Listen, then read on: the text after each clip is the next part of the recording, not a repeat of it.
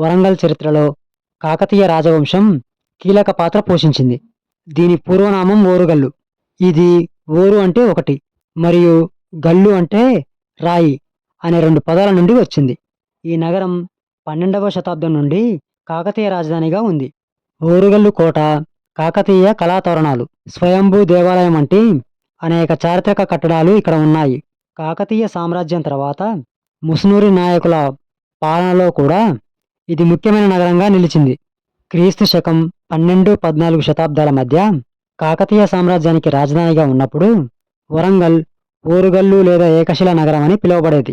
ఈ పేరు ఓరుగల్లు కోటలో ఉన్న ఒకే పెద్ద గ్రానైట్ రాయి నుండి వచ్చింది. కనీసం 12వ శతాబ్దం నుండి ఉనికిలో ఉన్న ఈ కోటలో 4 అలంకారమైన ద్వారాలు ఉన్నాయి. వీటిని కాకతీయ కళాతోరణాలు అని పిలుస్తారు. ఓరుగల్లు కోటలోని ముఖ్యమైన కట్టడాలలో ఇది ఒకటి. దీనిని గణపతి దేవ చక్రవర్తి క్రీస్తు శకం 1162లో నిర్మించారు. కాకతీయుల పతనం తర్వాత ముస్నూరి నాయకులు ఈ నగరాన్ని తమ రాజధానిగా చేసుకున్నారు. ప్రఖ్యాత ఇటాలియన్ యాత్రికుడు మార్కో పోలో తన రచనల్లో వరంగల్ కట్టడాల గురించి ప్రస్తావించారు. స్వాతంత్ర్యం తర్వాత 1956లో రాష్ట్ర పునర్వ్యవస్థీకరణ చట్టం ప్రకారం వరంగల్ జిల్లా ఆంధ్రప్రదేశ్ భాగంగా మారింది.